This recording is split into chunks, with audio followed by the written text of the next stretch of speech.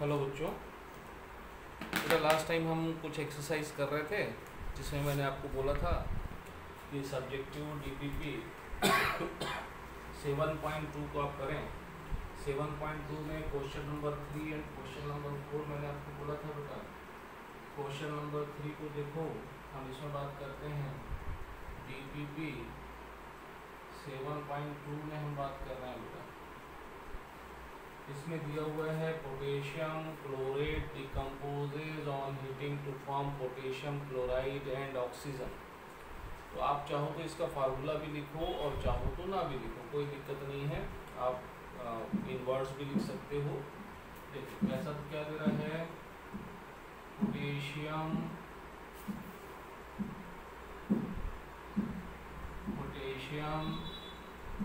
Chlorate on heating. आप क्या कर रहे हो बेटा, इसको हीट कर रहे हो। क्या दे रहा है आपको, पोटेशियम क्लोराइड,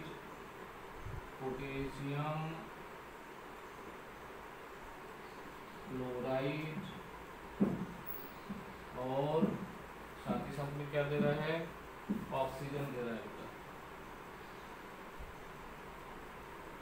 है ना। ये दो चीज दे रहा है। अब कितना ले रहे हो, 24 ग्राम ऑफ पोटेशियम क्लोरेट ले रहे हो। ये कितना लिया आपने, 24.5 ग्राम ले लिया आपने। जब आप 24.5 ग्राम को लिया तो डिकम्पोज करके कितना दे रहा है बेटा, 14.9 ग्राम क्या दे रहा है, पोटेशियम क्लोराइड दे रहा है। Calculate the mass of oxygen found. अब ये मेरे को क्या करना है, फाउंड करना है बेटा कि कितना ऑक्सीजन बन रहा है। ठीक है, तो देखो तो ज़रा सोचो हम इसमें क्या यूज़ कर सकते हैं, कैसा हम इसको बना सकते हैं बेटा। एक मिनट सोच के देखो।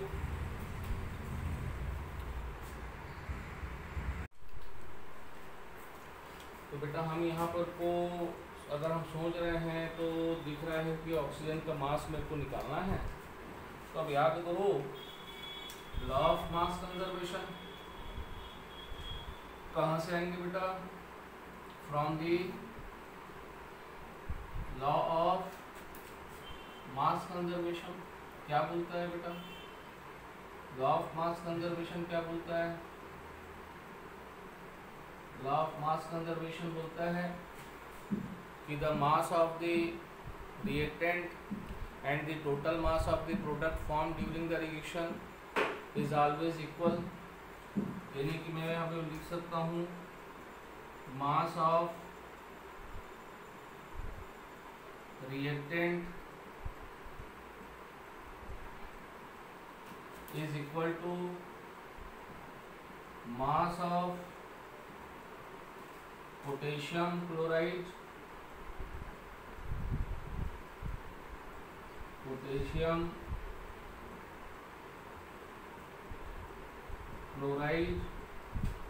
Plus mass of oxygen.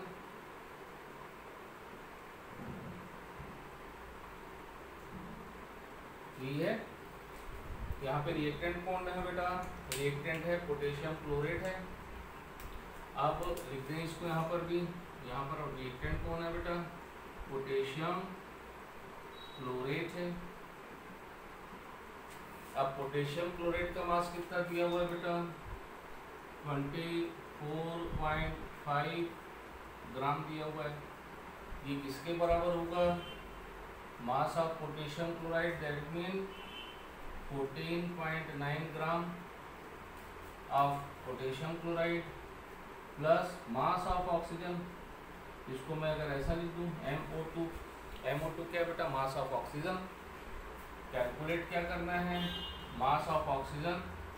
तो मास ऑफ ऑक्सीजन क्या हुआ बेटा, 24.5 माइनस 14.9 ग्राम। इसमें से अगर इसको माइनस कर दूंगा तो क्या निकल के आएगा बेटा मेरे पास में, द मास ऑफ ऑक्सीजन निकल के आएगा। अब इसको कैलकुलेट करो तो कितना आ जाएगा बेटा, 09.6 gram. This is the mass of oxygen. So during the chemical reaction 9.6 gram of oxygen is form. तो हमने इस क्वेश्चन को सॉल्व करने के लिए किस लॉ का हेल्प लिया बेटा? हमने लिया लॉ ऑफ मास कंजर्वेशन का हेल्प लिया और हमने मास ऑफ ऑक्सीजन को निकाल दिया। नोट कर लो इसको, हो गया।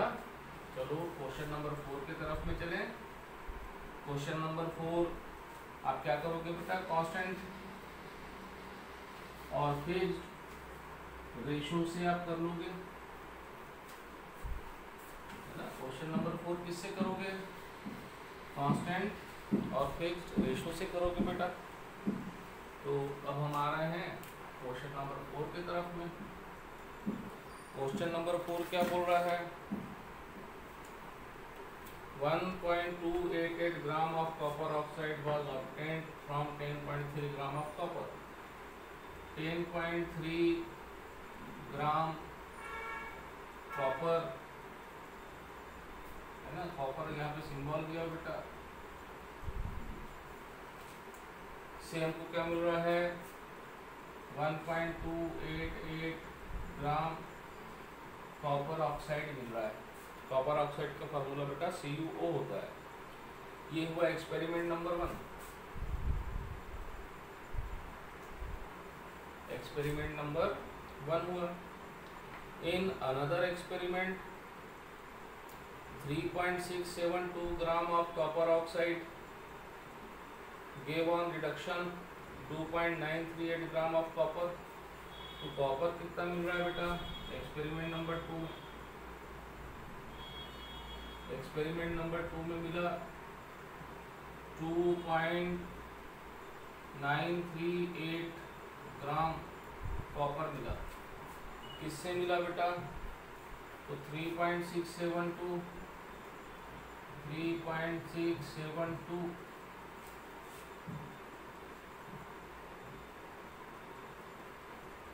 ग्राम ऑफ कॉपर ऑक्साइड से मिला। तो यहाँ पर देखो 10.3 ग्राम कॉपर से 1.288 ग्राम ऑफ कॉपर ऑक्साइड मिल रहा है और 3.672 gram copper oxide 2.938 gram of copper दे रहा है बेटा। ठीक है, तो ये देखो आप इनको कंपेयर कर लो तो इट इज अबाउट 3 टाइम्स ही जा रहा है बेटा, है ना। कॉपर ऑक्साइड देखो 1.288 gram of copper oxide and 3.672 gram of copper oxide है। अगर हम इसी को कंपेयर कर दें, है ना, इसी को अगर कंपेयर करें तो हमको क्या मिल जाएगा? हमको यहाँ पर मिल जाएगा बेटा इनका फिक्स्ड रेशो। या फिर हम ऐसा करें कि 2.938 ग्राम ऑफ कॉपर मिल रहा है, किससे? 3.672 ग्राम ऑफ कॉपर ऑक्साइड से मिल रहा है। ठीक है, तो हम सिंपल करें कि हम इसको क्या करते हैं? कंपेयर करते हैं। तो यहाँ पर ये 1:3 आ जाएगा बेटा, अप्रॉक्सीमेटली 3 आ जाएगा। 3 टाइम्स यहाँ पर कैंसल आउट होगा, 12 3 36। यहाँ पर ये कंपेयर होते हुए दिखाई दे रहा है। तो हम इसको किसके हेल्प से सॉल्व करेंगे? लॉ ऑफ फिक्स्ड प्रोपोर्शन से करेंगे बेटा। तो ये हमारा हुआ डीपीपी के न्यूमेरिकल क्वेश्चंस। अब यहाँ पर आगे बढ़ेंगे बेटा कि जो हमारे एलिमेंट्स के एटम्स हैं उनके सिंबल के बारे में बात करेंगे। तो हमारा अगला टॉपिक होगा सिंबल्स ऑफ एलिमेंट और एटम भी आप बोल सकते हो बेटा, क्योंकि हमको एक एटम का ही सिंबल देना रहता है हमेशा। देखो जब स्टार्टिंग में डिस्कवर हुए कुछ हमने मेटल्स, नॉन मेटल्स, इनका जब हमने डिस्कवर किया तो उस समय क्या है कि हमारा कोई लैंग्वेज उस समय, बहुत पहले हमारे लैंग्वेजेस नहीं थे, है ना। हम बेसिकली डायग्रामेटिक कन्वर्सेशन करते थे। आप बहुत पुराने लैंग्वेज में बात करोगे तो वहाँ पर आपको डायग्रामेटिक ज़्यादा दिखाई देता है।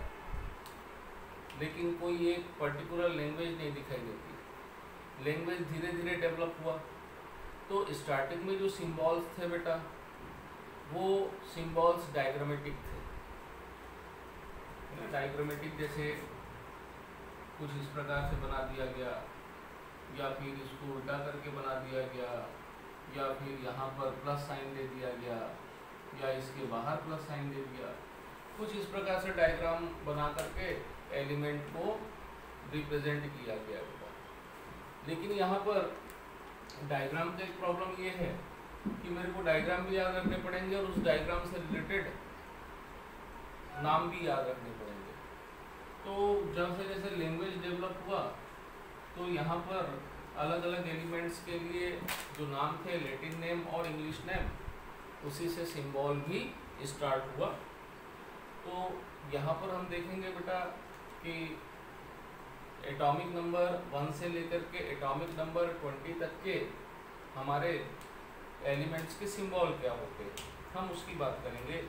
सिंबल लिखने के लिए आप जैसे पहला है हाइड्रोजन, है ना। हाइड्रोजन की मैं बात कर रहा हूँ बेटा। हाइड्रोजन यहाँ पर बल्कि एक टेबल बना देता हूँ 1 से 20 तक का, तो आपको आगे काम आएगा। ये टेबल में बनाने जा रहा हूँ। Name, atomic number,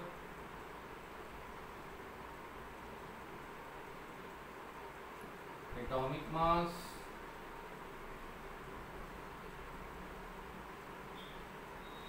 and symbol.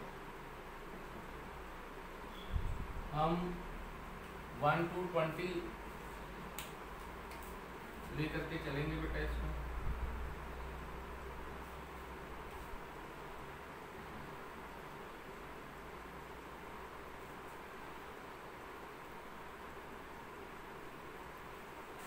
तो यहाँ पर सबसे पहला जो है वो है बेटा हाइड्रोजन। हाइड्रोजन हाइड्रोजन का एटॉमिक नंबर 1 होता है। हाइड्रोजन का एटॉमिक मास भी 1 होता है बेटा। यहाँ पर इसके सिंबल के लिए फर्स्ट कैपिटल लेटर यूज किया जाता है सिंबल के लिए, तो इसका सिंबल हो जाएगा बेटा H। सेकेंड जो हमारे पास में एलिमेंट है वो है हीलियम। इसका एटॉमिक नंबर 2 होता है, एटॉमिक मास 4 होता है, और इसका सिंबल बेटा, तो देखो यहाँ पर एक बार H यूज हो गया तो हम फिर से इसको H यूज नहीं कर सकते क्योंकि दोनों का सिंबल सेम हो जाएगा, इसलिए हम फर्स्ट 2 लेटर्स हम यहाँ पर यूज करते हैं। तो फर्स्ट लेटर में हमेशा कैपिटल होगा, सेकेंड लेटर स्मॉल होगा। सो the symbol of helium becomes He। Helium के बाद में बेटा लिथियम। लिथियम की जब हम बात करते हैं तो यहाँ पर एटॉमिक नंबर इसका 3 है और एटॉमिक मास 6 आएगा बेटा। अब यहाँ पर जो इसका सिंबल है, ये symbol first letter and second letter से बना हुआ है। पहला लेटर कैपिटल, दूसरा लेटर स्मॉल, लिथियम। फिर हम बात करेंगे बेटा किसकी, नेक्स्ट आ जाता है बोरॉन।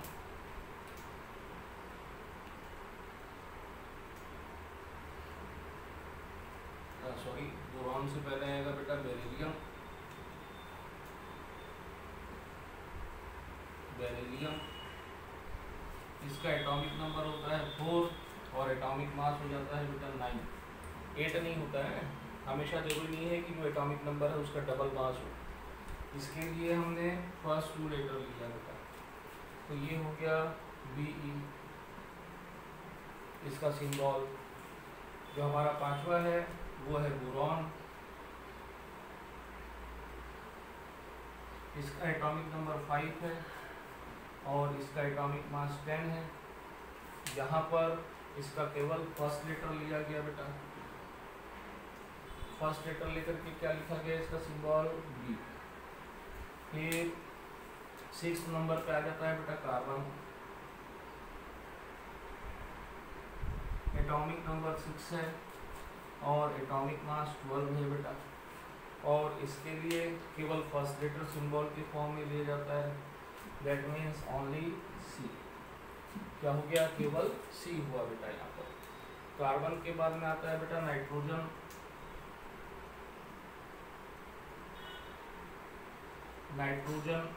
नाइट्रोजन का atomic number 7 and atomic mass 14।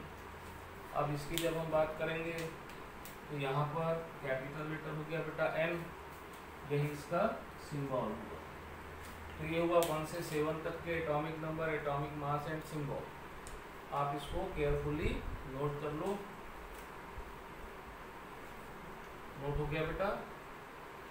तो इसके आगे की तरफ में बढ़ते हैं।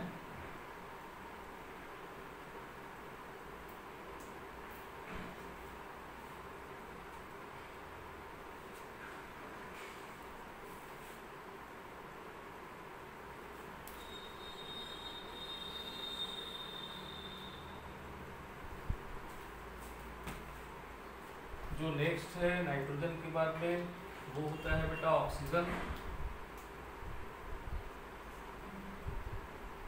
ऑक्सीजन का एटॉमिक नंबर 8, एटॉमिक मास 16 और इसके सिंबल के लिए हम first letter of the oxygen use करते हैं। So the symbol of oxygen is O, है ना, इट इज O। ऑक्सीजन के बाद में आता है बेटा फ्लोरीन।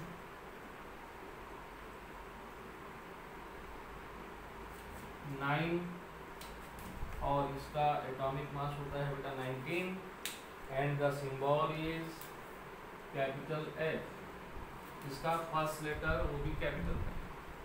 फ्लोरीन के बाद में आ जाता है बेटा नियॉन।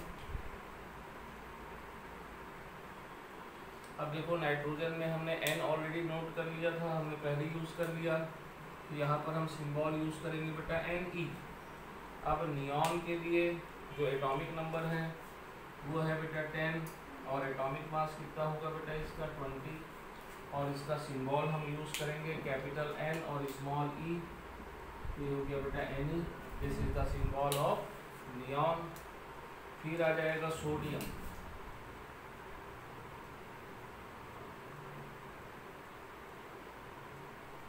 अब सोडियम बेटा ये तो इंग्लिश नेम है एलिमेंट का, लेकिन इसका लैटिन नेम होता है नटोरियम या नेट्रियम, NaTrium, नेट्रियम। तो यहाँ पर से ये सिंबल के लिए Na यूज किया गया बेटा, नेट्रियम का Na यूज किया गया।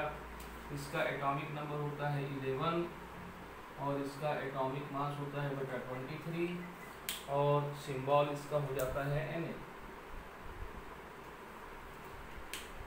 सोडियम के बाद में आता है बेटा मैग्नीशियम।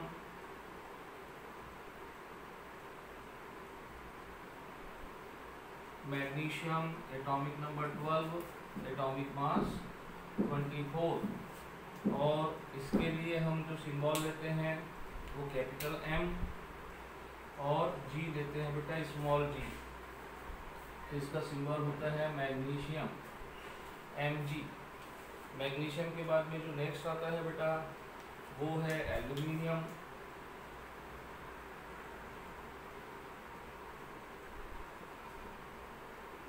अब एल्यूमिनियम इसका एटॉमिक नंबर 30 होता है बेटा और एटॉमिक मास 26 होता है। इसके सिंबल के लिए हम यूज करते हैं कैपिटल A और small l, so it becomes Al। The symbol of aluminium is Al। Aluminium के बाद में हमारे पास में आ जाता है बेटा सिलिकॉन।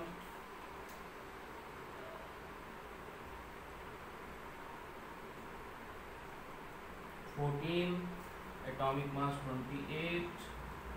अब इसके सिंबल के लिए हम फर्स्ट 2 लेटर यूज करते हैं कैपिटल S और small I, so it becomes Si।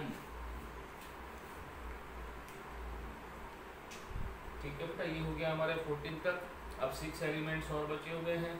6 elements का लिखना है, इसको एक बार आप नोट कर लें। हो गया नोट। तो अब हम नेक्स्ट एलिमेंट की तरफ में बढ़ रहे हैं। हम हमारा सिलिकॉन तक हो गया है। किसी को याद है क्या सिलिकॉन के बाद में क्या आएगा? सिलिकॉन के बाद में आएगा फास्फोरस।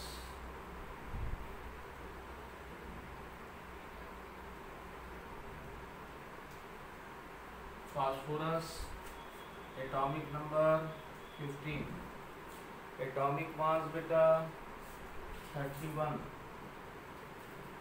और सिंबल के लिए हम इसका फर्स्ट लेटर यूज करते हैं which is capital P, it is phosphorus.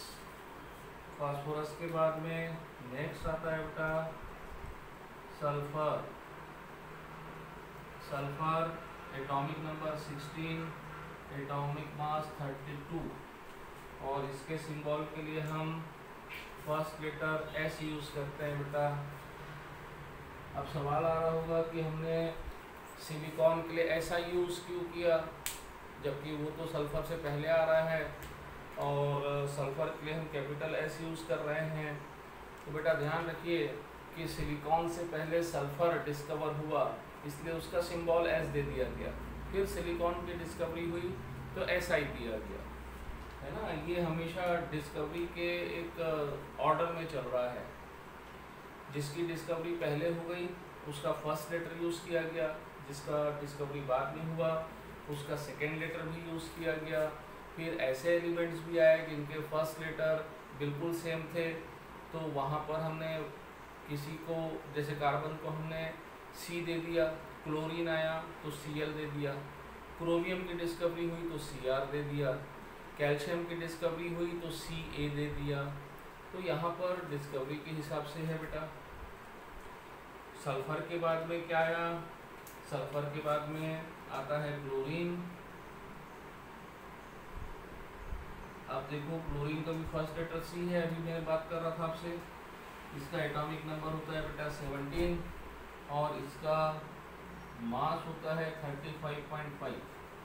मैं इसके पीछे अभी यूनिट नहीं लिख रहा हूँ बेटा, आप यूनिट में अभी हम बात करेंगे। यूनिट में 3 टाइप के यूनिट होते हैं, ग्राम भी होता है, एटॉमिक मास यूनिट भी होता है और यूनिफाइड यूनिट भी होते हैं बेटा। तो आप तीनों में से कोई भी यूनिट आप इसके पीछे लगा दो, कोई परेशानी वाली बात नहीं होगी। कैसे नहीं होगी वो हम इस चैप्टर में समझने वाले हैं। इसका सिंबल C और L होता है बेटा, तो ये इसका सिंबल हुआ Cl।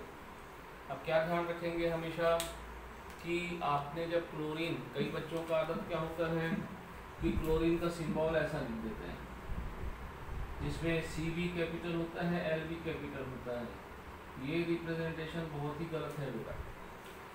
ये सिंबल ऐसा रिप्रेजेंट आप कभी भी नहीं करेंगे। हमेशा फर्स्ट लेटर ही कैपिटल होगा, सेकेंड लेटर ऑलवेज स्मॉल होगा in the symbol of atoms और एलिमेंट्स। सेकेंड लेटर को अगर आपने कैपिटल किया तो वो इनकरेक्ट रिप्रेजेंटेशन है और आपके आंसर्स गलत हो जाएंगे अगर आपने दोनों को ही कैपिटल कर दिया तो। फिर आ जाता है बेटा आर्गन।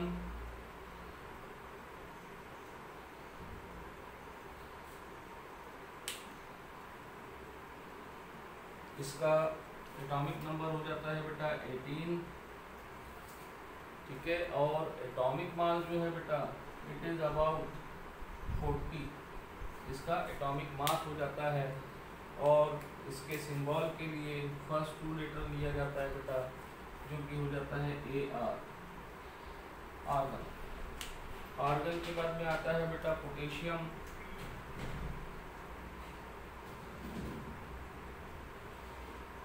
पोटेशियम इसका लैटिन नेम होता है कैलियम और कैलियम से ही इसका सिंबल लिया गया है बेटा K। इसका 19 एटॉमिक मास होता है, एटॉमिक नंबर होता है 39। इसका एटॉमिक मास है, वैसे 39.9 माना जाता है इसका, और अप्रॉक्सीमेटली इक्वल माना जाता है 40 के, बट लोअर क्लास में इसका हम मास 39 ही बोलते हैं, बट एग्जैक्टली अप्रॉक्सीमेटली 40 होता है बेटा, और सिंबल हो जाता है K। फिर आ जाता है कैल्शियम। कैल्शियम कैल्शियम के लिए कैपिटल C और स्मॉल a को यूज़ किया जाता है। एटॉमिक नंबर है 20, एटॉमिक मास है 40 और सिंबल है Ca। सिंबल क्या हुआ बेटा यहाँ पर? Ca हुआ।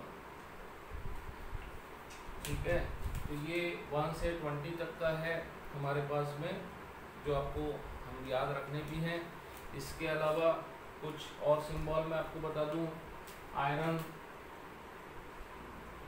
आयरन का सिंबल बेटा Fe। कॉपर, कॉपर का सिंबल Cu। सिल्वर, सिल्वर का सिंबल Ag। गोल्ड, गोल्ड का सिल्वर का सिंबल Au।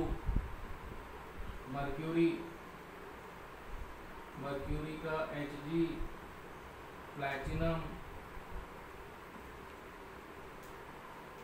इसका सिंबल Pt।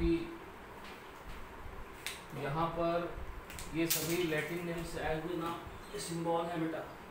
कौन से वाले? आयरन से लेके मर्क्यूरी तक ये जो सिंबल हैं ये लैटिन नेम से आए हुए हैं। आयरन का Latin name ferrum, Ferrum, ferrum, ferrum से आया Fe।